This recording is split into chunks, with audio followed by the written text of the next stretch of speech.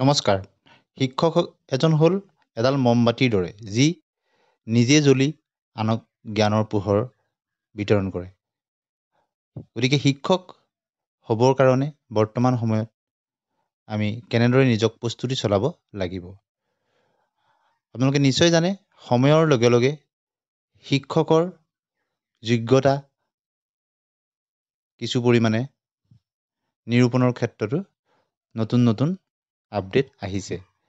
বৰ্তমান সময়ত নতুন পদ্ধতিৰে অসম চৰকাৰে LP, UP আৰু মাধ্যমিকৰ ক্ষেত্ৰত শিক্ষক নিযুক্তিৰ কাৰণে বিজ্ঞাপন প্ৰকাশ কৰিছে।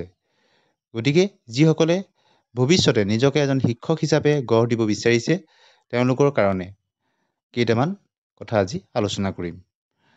বন্ধু-বান্ধৱীসকল, আপোনালোকে নিশ্চয় জানে যে বৰ্তমান সময়ত LP আৰু UPৰ ক্ষেত্ৰত টেটৰ নম্বৰৰ ওপৰত যথেষ্ট গুৰুত্ব আৰোপ কৰা হৈছে। ইয়াৰ আগৰ নিযুক্তিসমূহত একাডেমিক্সৰ সকলো নম্বৰ যোগ আৰু টেটৰ নম্বৰ লগত যোগ হৈ গৈছিল, প্ৰফেচনেল কোৱালিফিকেশ্যনৰ নম্বৰ যোগ হৈ গৈছিল, যাৰ ফলত LP আৰু UPৰ ক্ষেত্ৰত বা মাধ্যমিকৰ ক্ষেত্ৰত এই সকলোখিনিতে ভাল নম্বৰ থকা প্ৰাৰ্থীসকল মেধা তালিকাত আহিছিল। কিন্তু বৰ্তমান সময়ত টেটৰ নম্বৰৰ ওপৰত গুৰুত্ব আৰোপ কৰি LP আৰু UPৰ ক্ষেত্ৰত নিযুক্তিৰ ব্যৱস্থা কৰিছে। একাডেমিক্স আৰু প্ৰফেচনেলৰ নম্বৰখিনিও থাকিব, কিন্তু বেছি গুৰুত্ব দিয়া হৈছে টেটৰ নম্বৰৰ ওপৰত। গতিকে যিসকলে এই এডভাৰটাইজমেণ্টত আবেদন কৰিছে, তেওঁলোকে নিশ্চয় গম পাইছে, বা পৰৱৰ্তী সময়ত যিসকলে নতুনকৈ CTET উত্তীৰ্ণ হৈ আছে, আবেদনৰ সুযোগ নাপালে, তেওঁলোকৰ কাৰণেও কিছু কথা আগবঢ়াই দিম। বন্ধু-বান্ধৱীসকল, যিসকলে ভৱিষ্যতে এজন শিক্ষক হিচাপে নিজক গঢ় দিব বিচাৰিছে, তেওঁলোকে বিশেষতঃ LP আৰু UPৰ ক্ষেত্ৰত টেটৰ নম্বৰ বৃদ্ধিৰ কাৰণে CTETৰ যোগেদি নিজক চান্সটো বৃদ্ধি কৰিব লাগিব। আপোনালোকে নিশ্চয় জানে যে প্ৰতি বছৰে অসম টেট অনুষ্ঠিত হ'ব লাগে, এনেধৰণৰ এটা নিয়ম আছিল। কিন্তু যোৱা দুটা নিযুক্তিত অসম চৰকাৰে এই কথা অৱগত কৰিছে, যিহেতু প্ৰতি বছৰত দুবাৰকৈ CTET হয়, গতিকে CTETৰ যোগেদি নিজৰ নম্বৰখিনি যাতে বৃদ্ধি কৰে আৰু CTETক মান্যতা প্ৰদান কৰিছে অসম চৰকাৰে নিযুক্তিৰ ক্ষেত্ৰত। গতিকে যিসকলৰ নম্বৰ ভাল নহয়, তেওঁলোকে CTETৰ যোগেদি নিজৰ নম্বৰ বৃদ্ধিৰ কাৰণে প্ৰচেষ্টা চলাব লাগিব। শেষৰ ফাললৈ কি কিতাপ পঢ়িব পাৰি, কি পঢ়িলে নম্বৰ বৃদ্ধিত সহায় হ'ব, সেই বিষয়ে ক'ম। এতিয়া সামগ্ৰিকভাৱে সকলোখিনি কথা আলোচনা কৰি লৈছোঁ। বন্ধু-বান্ধৱীসকল, যিসকলে ভৱিষ্যতে শিক্ষক হ'ম বুলি এতিয়াৰ পৰা ভাবিছে, হায়াৰ ছেকেণ্ডেৰী বা ডিগ্ৰী লেভেলত পঢ়ি আছে, তেওঁলোকৰ কাৰণে এটা খুব গুৰুত্বপূৰ্ণ কথা হ'ল যে যিহেতু আপোনালোকে জানে NCC হওক বা কালচাৰেলৰ ক্ষেত্ৰতো এটা নম্বৰৰ ব্যৱস্থা আছে। NCCৰ ক্ষেত্ৰত B চাৰ্টিফিকেট থাকিলে 3 নম্বৰ আৰু C চাৰ্টিফিকেট থাকিলে 5 নম্বৰ পায়। কালচাৰেলৰ ক্ষেত্ৰতো তেনেদৰে যদি নিজৰ ভাৰতক বা অসমক প্ৰতিনিধিত্ব কৰে বিভিন্ন ঠাইত নেশ্যনেল লেভেলত, তেতিয়াহ'লে 5 নম্বৰ পায়। গতিকে তেওঁলোকে এই যিবিলাক এক্সট্ৰা কাৰিকুলাৰ এক্টিভিটি, এইখিনিৰ লগত নিজকে সম্পন্ন কৰিবলৈ চেষ্টা কৰিব লাগিব। তেতিয়া ভৱিষ্যতে তেওঁলোকৰ সেই 5 নম্বৰ এটা পাব। আজিকালি 5 নম্বৰ যথেষ্ট মেটাৰ কৰে। গতিকে যিসকলে ভৱিষ্যতে শিক্ষক হ'ম বুলি ভাবিছে, তেওঁলোকে এই NCCৰ ক্ষেত্ৰতে হওক বা কালচাৰেলৰ ক্ষেত্ৰতে হওক, তেওঁলোকৰ নিজৰ যিখিনি দক্ষতা যোগ্যতা সেইখিনি কৰি যদি চাৰ্টিফিকেটসমূহ তেওঁলোকৰ হাতত ৰাখে, নিশ্চয় পৰৱৰ্তী নিযুক্তিত তেওঁলোকৰ কাৰণে যথেষ্ট সুবিধা হ'ব। এতিয়া আমি আলোচনা কৰিম টেট-কাম ৰিক্ৰুইটমেণ্টৰ ক্ষেত্ৰতো। টেট-কাম ৰিক্ৰুইটমেণ্টৰ ক্ষেত্ৰতো আপোনালোকে নিশ্চয় জানে, মাধ্যমিকৰ ক্ষেত্ৰত বিগত নিযুক্তিবিলাকত বহু খালী পদ থাকি গৈছিল। গতিকে এইবাৰ অসম চৰকাৰে এটা নতুন পদ্ধতি লৈছে যে টেট-কাম ৰিক্ৰুইটমেণ্ট হ'ব, যিমানখিনি পোষ্ট আছে সিমানখিনি কেণ্ডিডেটকে উত্তীৰ্ণ কৰাব। গতিকে টেট-কাম ৰিক্ৰুইটমেণ্টৰ ক্ষেত্ৰতো শিক্ষামন্ত্ৰী মহোদয়ে কিছুদিনৰ আগতে বক্তব্য প্ৰকাশ কৰিছে যে যিহেতু সেৱাক দায়িত্ব দিছে, এতিয়া সেৱাই এই ক্ষেত্ৰত পৰীক্ষা অনুষ্ঠিত কৰিব, 140 নম্বৰ এটা পৰীক্ষা হ'ব। গতিকে বৰ্তমান সময়ত শিক্ষক হ'বলৈ যিসকলে নিজকে ভাবি আছে, তেওঁলোকে কিন্তু নিজক আপডেট কৰি থাকিব লাগিব সময়ে সময়ে। যেনেদৰে এতিয়া এণ্ড্ৰইড মোবাইলবিলাকত সময়ে সময়ে আপডেটবিলাক আহি থাকে, আপডেট কৰিবলগীয়া হয়। গতিকে শিক্ষকসকলেও কিন্তু যিসকলে শিক্ষক হ'বলৈ বিচৰা সকলো তেওঁলোকে নিজকে আপ টু ডেট কৰি ৰাখিব লাগিব। বিশেষতঃ LPৰ ক্ষেত্ৰতে হওক বা UPৰ ক্ষেত্ৰতে হওক বা মাধ্যমিকৰ ক্ষেত্ৰতে হওক, যিসকলে শিক্ষক হ'ম বুলি ভাবিছে বা তেওঁলোকে আগন্তুক CTET দিব বা টেট-কাম ৰিক্ৰুইটমেণ্ট দিব, তেওঁলোকে প্ৰথমেই কি কৰিব লাগিব, যিহেতু শিক্ষক হ'বলৈ গৈ আছে, আপোনালোকৰ প্ৰত্যেকৰ প্ৰফেচনেল কোৱালিফিকেশ্যন আছে। গতিকে LPৰ ক্ষেত্ৰত বা প্ৰাথমিক ক্ষেত্ৰত আপোনালোকৰ DLED আছে, বা মাধ্যমিকৰ কাৰণে আপোনালোকৰ BEd আছে, আৰু বহুতৰ মাষ্টাৰ্ছ ডিগ্ৰী পৰ্যন্ত আছে। গতিকে আপোনালোকে প্ৰথমেই কথাটো হ'ল যে এডুকেশ্যনৰ যিখিনি হিষ্ট্ৰী, শিক্ষাৰ আমাৰ ভাৰতীয় শিক্ষা ব্যৱস্থাৰ যিখিনি হিষ্ট্ৰী সেইখিনি খুব ভালদৰে আপোনালোকে পঢ়িব লাগিব। কোঠাৰী আয়োগ, মুডালিয়াৰ আয়োগ, NCF-ৰ কথা আহিব, বুনিয়াদী শিক্ষাৰ কথা আহিব। এই সকলোখিনি বেছিক কনচেপ্ট।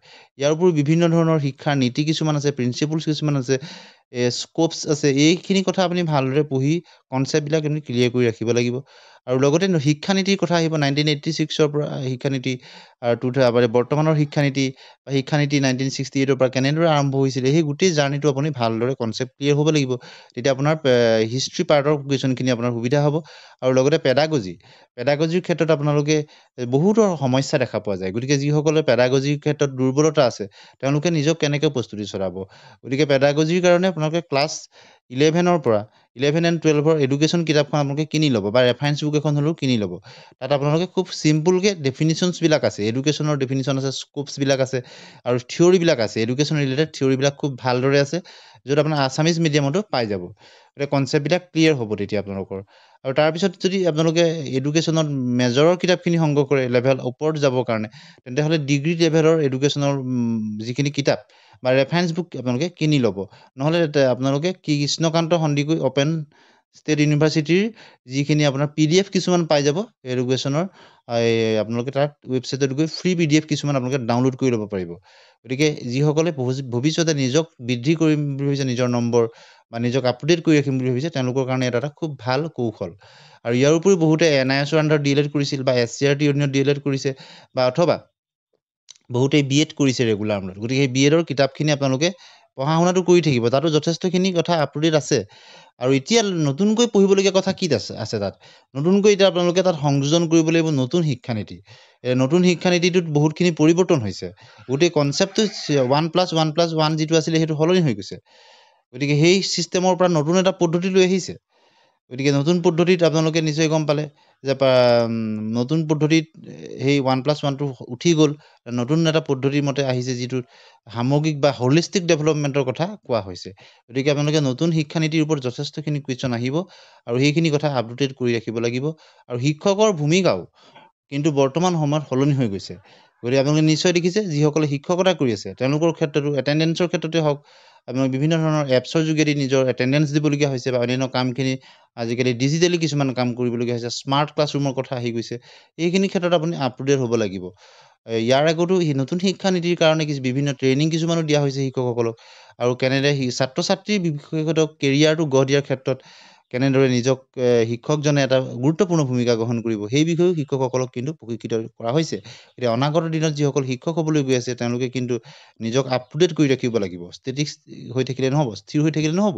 আপোনালোকে যথেষ্ট ভাল নম্বৰ পাইছে টেটত, শিক্ষক হ'বলৈ গৈছে, কিন্তু পৰৱৰ্তী সময়ত নিজক এই প্ৰশিক্ষিত কৰি আৰু যাতে আপ টু ডেট কৰি বৰ্তমান সময়ৰ শিক্ষাৰ লগত আপুনি নিজকে এজন ভাল শিক্ষক হিচাপে পৰিচয় কৰিব পাৰে, যাতে শিক্ষকৰ যিটো নতুন এতিয়া প্ৰজন্মত শিক্ষকৰ যিটো ভূমিকা, সেই ভূমিকাত যাতে আপুনি অৱতীৰ্ণ হৈ সফল হ'ব পাৰে, তাৰ কাৰণে কিন্তু নিৰন্তৰ প্ৰচেষ্টা ৰাখিব লাগিব।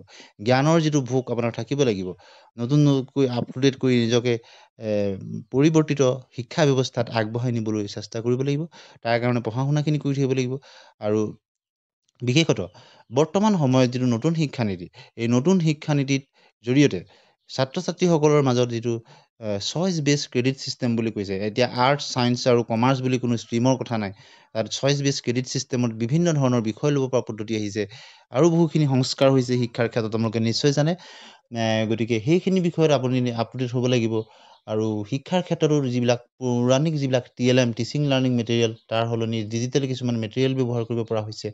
ইয়াৰ উপৰিও শিক্ষাদানৰ কৌশলৰ ক্ষেত্ৰতো কিছু পৰিৱৰ্তন হৈছে।